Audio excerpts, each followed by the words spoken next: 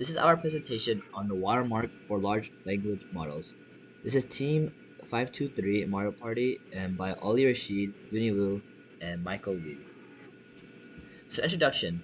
Large language models can generate highly human-like text. So this raises concerns about misinformation, academic dishonesty, and data contamination because you can't know what is AI generated or what is human written.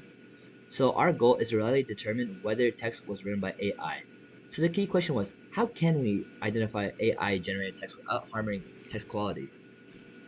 So in the original paper and background, the traditional AI detectors rely on stylistic or statistical hierarchies, easily fooled by paraphrasing, and also produces many false positives.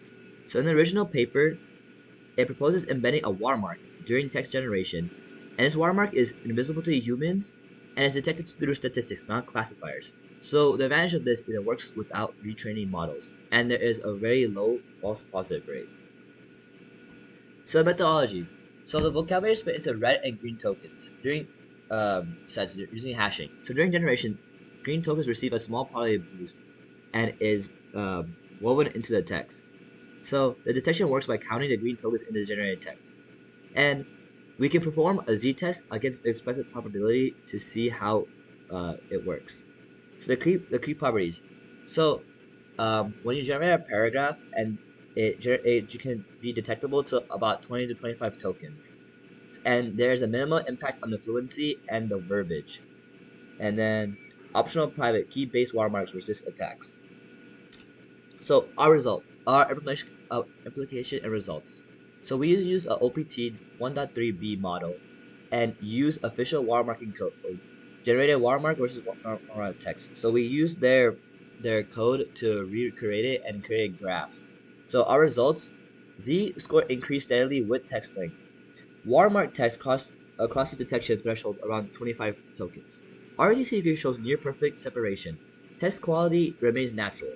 So our conclusion is that it matches basically near the paper's claims where that you can detect the AI generated text. So in the next slide, we can see the type of graphs that it's created.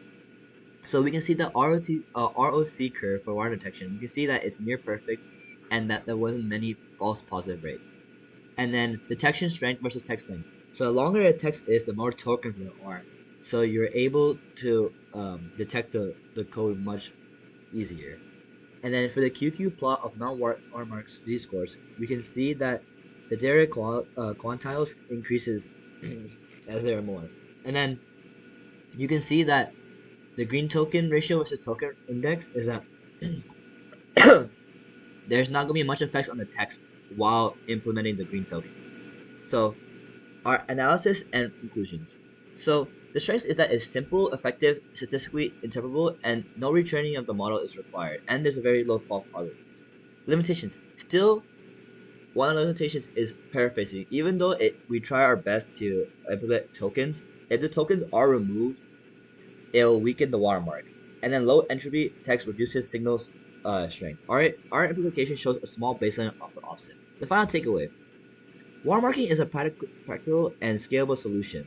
Strong candidate for responsible LLM development and confers visibility of built-in AI concept verification.